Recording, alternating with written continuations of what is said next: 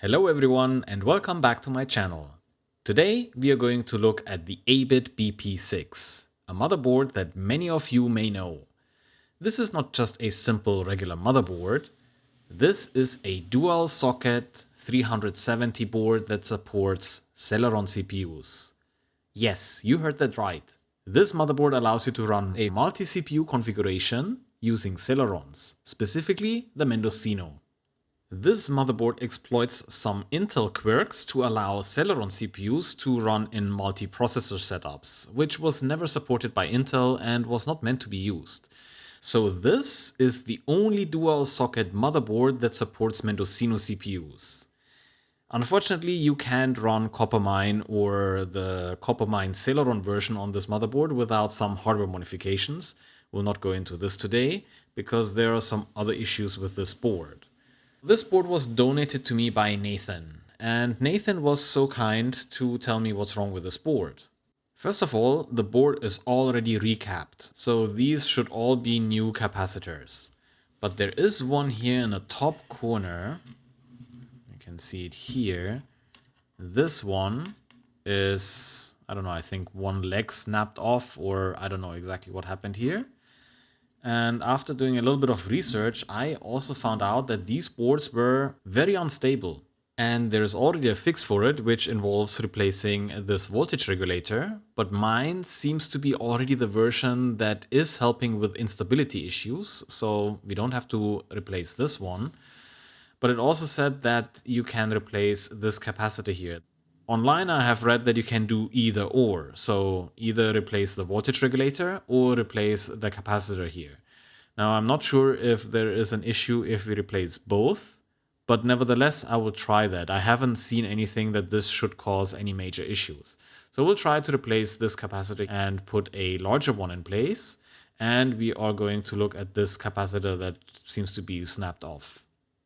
I also got two CPUs, and these ones probably you can tell already that these are Celeron CPUs, and this one here is a 533. This is the fastest model that Intel released. And the second one is also a 533 model. So these are the perfect CPUs for this board.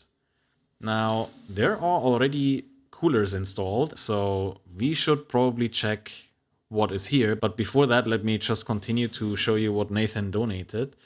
So here we have a compact flash expansion card. This is very nice if you have a build and you want to easily swap your compact flash cards. This basically will just occupy an expansion slot, and then you can replace the compact flash card at the back of the case if you wanted to. So this is very neat. Thank you for this. And finally, a Gotek floppy emulator. So this will come in handy when I'm going to build my childhood PC in the future. I'm planning on rebuilding my PC that I had when I was just out of elementary school. So yeah, that one will be very handy when we get to that project. And finally, he also sent me replacement capacitors. 1500 microfarad capacitors. See it here, 1500, 8 by 20, and there are 4 pieces in it, so we are going to use 2 of them. But now let's have a look what CPUs are on that board already. So this is very interesting. This lever on this socket is out of metal, and here it's out of plastic, so I'm not sure if the sockets have been replaced as well, at least one of them. I don't know if this was standard to have 2 different socket types on this board. Let's see if I can just pull this out. Yes. This is a 466. And let's just double check that we have the same CPU here. And yes, this is also a 466 version. So yeah, that's great. We can definitely start with this. But it's also very nice that Nathan included the fastest Celeron CPUs that you can get for this board. Maybe I will even use this compact flash adapter to install Windows 2000. Why do we need Windows 2000? It was the first operating system, apart from Windows NT, that allowed multiprocessor support. So Windows 95, 98, and Windows ME, they will not support two CPUs. So you're running two CPUs, but essentially you can only utilize one of them. And Windows 2000 does support the AGP slot. So just in case I want to try something later on, I have the support for this one as well. But still, it's not a proper gaming setup in that case. For that, we would need to have Windows XP. By the way, the stability issues that I mentioned before with the voltage regulator and the capacitor is only a problem in revision 1.1 of this motherboard. And how do we know this is revision 1.1? If we go to our PS2 connectors and turn over the board, you will see a number that is in the corner, in the top corner, V0.41. And this is revision 1.1. There is also a version 1.0, which doesn't suffer from that problem. And on that board, you will read V0.4. So basically the one at the end is missing. Now let's have a look at this one capacitor that has one of its legs broken off. So can we see what's the problem?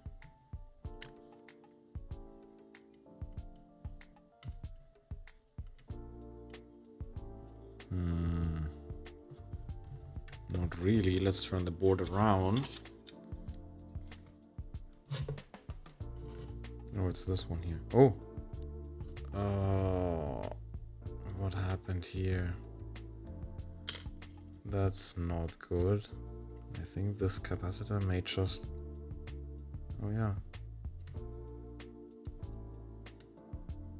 So this capacitor did not break any legs. It is just an issue with the soldering, and this really doesn't look good at all. I think these vias are damaged. Uh-oh. Okay, some flux and solder wick. And maybe a hot soldering iron, otherwise this stuff doesn't melt.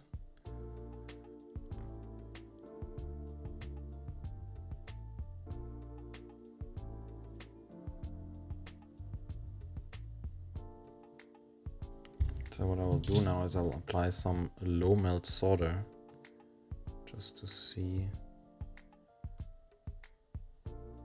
if we can save this via here. So the low melt solder is going to go inside the via now, hopefully. And now I'll be able to take out all of the solder that is in that via.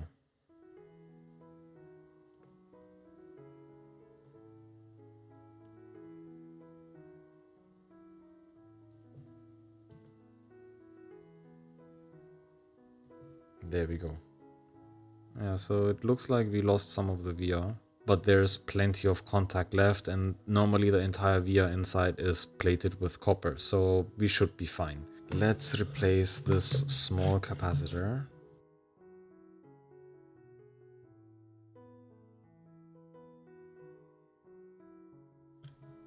And capacitor is out. Interestingly, it looks like this spot has space for a larger capacitor. Okay, I tested this capacitor that was in the motherboard. That was the one that was loose. It's supposed to have 1500 microfarad, but it only has 1000. And my tester reported a V loss of 23%. So yeah, that capacitor is no longer usable. We are going to use now this Rubicon. I read online that you are supposed to replace this capacitor no matter what voltage regulator you have. It should be 1500 microfarad. I will test one of the other green capacitors. If we do have an issue with those, then, well, then we have to recap the entire board again. During my research, I read now that some of the capacitors on that board should be replaced with 2200 microfarad capacitors. So yeah, it looks like that board really had some stability problems.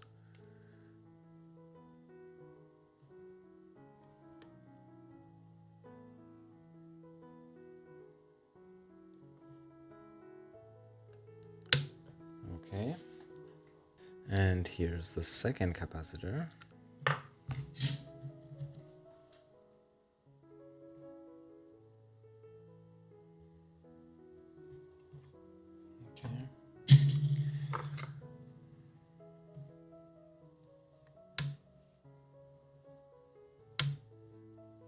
Now let's try to get one of the green capacitors out and let's see what values they have.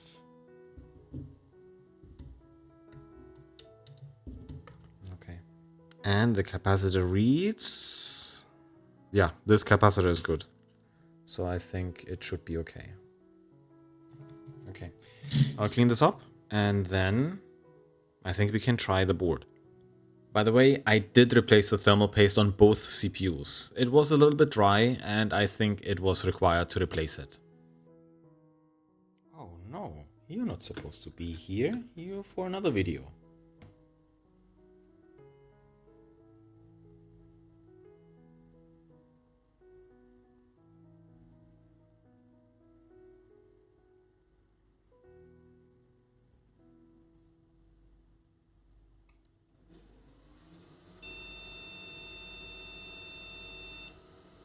Uh-oh.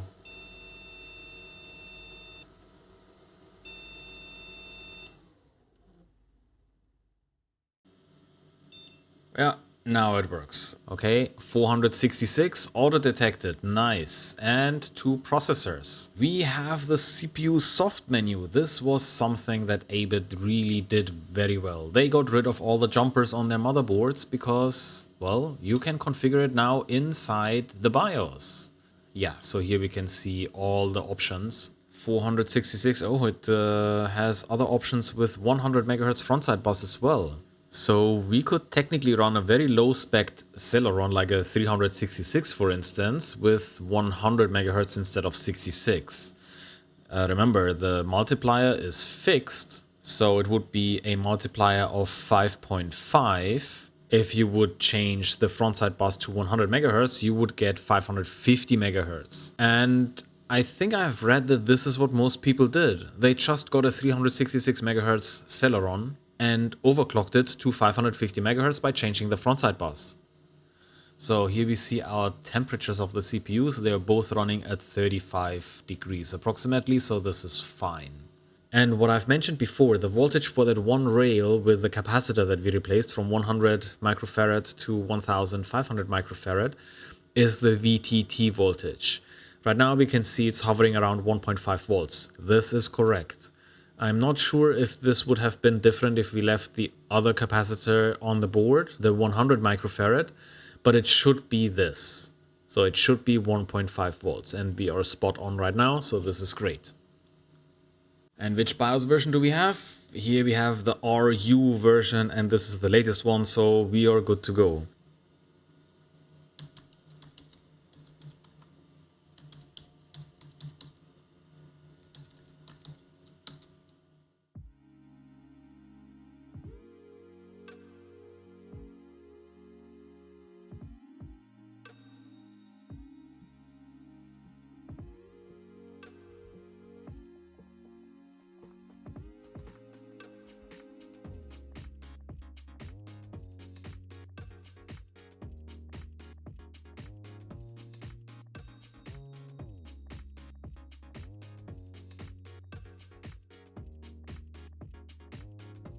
Okay, I thought to finalize this video, let's just look at a few benchmark numbers and then maybe let's see how far we can overclock the 466 MHz Celerons. But this shouldn't be the last video.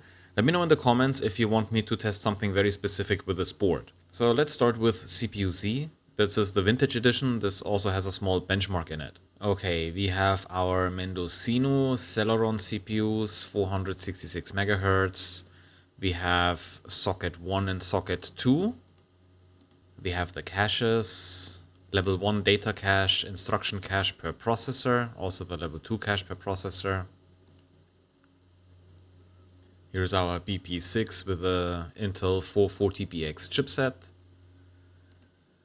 Memory, 256 megabytes. I think, oh, we can even get some more information. So this is Micron and the second one has no information. Graphics card, we have a Radeon 9000 Pro. That is the card I had available right now for this test. I hope it's fast enough. And here's the benchmark. So let's see what score we get. Okay, CPU speed 766 and FPU is 3342. And this obviously is single core. This doesn't support multi-core processing. So these are the CPU C numbers. Finally, I want to run PCMark04. This is a benchmark that is compatible with Windows 2000, and it does support SMT, so multiprocessor support. Let's run this and see what kind of score we get. CPU, memory, and graphics card. I think those are 40 tests in total, and then we'll get individual scores here once we're done. You see the Gigabyte Maya Radeon 9000 Pro as our graphics card, and the CPUs are still clocked at 466 MHz.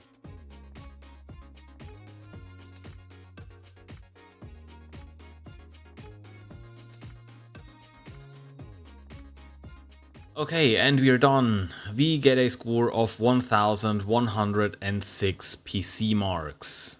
I tried this test before with another graphics card with a 9250 in it, and I think I got about the same result. So, yeah, 1106. Now let's try to overclock those Celerons. Oh, by the way, here are the individual scores, so this is something that we can compare to later on. Let's try 75. So that would be 35, 37 and a half for the PCI slot, which I have nothing connected to, but it may affect other systems that are connected to the PCI bus. So it would still overclock parts of the board. Let's try 75. Stock CPU core voltage. Oh. Yes, 525. Let's see if we can boot into Windows. Let's try CPU-C Vintage Edition and see what benchmark score we get. Okay, so we're running at 75 MHz bus speed, 7x multiplier is fixed, and 525 MHz. Okay, 859, I think this is quite a bit higher than we had before, and 3751. Ah, there's our AGP bus, so 50 MHz. Okay, and we're running in 2x, so effective transfer rate is 100 MHz. Okay, so let's try 83. That should give us a CPU frequency of 585 or 83 or something. 581 MHz. Okay. Uh-oh. I think we have issues now with the subsystems that I said before. Let's try this again. Okay, that's not good. So there are two options. Either the CPUs are just not working at that frequency anymore, or there is another system on the motherboard that just doesn't want to operate with an 83 MHz frontside bus. When does it change to 1/3? It changes at 92 MHz. Problem is the CPUs will not boot at that frequency. From 83 to 93, a multiplier of 7, 10 MHz is another 70 MHz. There are a few other options. 80 MHz. So that would downclock the PCI bus a little bit to 40 MHz. AGP 2/3, okay. So 7 times 8, 56, so 560 MHz. We definitely have higher temperatures on the CPUs. Now we're above 40. Before we were around 35. Now I increased the voltage again a little bit. Let's see if it's stable now. So it's another 25 MHz more compared to what we had before. But will it continue to post? And no. Yeah, unfortunately, I think this configuration isn't really that good. I wonder if it's the CPUs or if it's something else on the board. Because it should technically be fine to work up until 100 or even 133 MHz.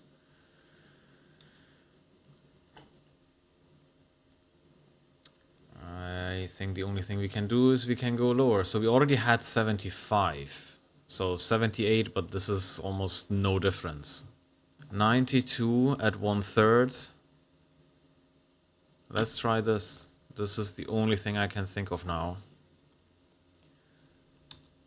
And we're at 42 and 39. What is vCore? vCore is 2.3 and 2.3.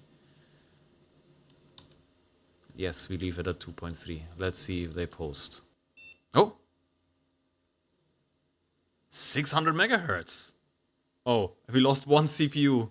One processor is gone. Okay, that tells me that one processor probably is not capable of running at that speed. But we are still stuck exactly at the same point. So yeah, even if I wanted to, I can't even go higher in voltage. So 2.3 is the maximum.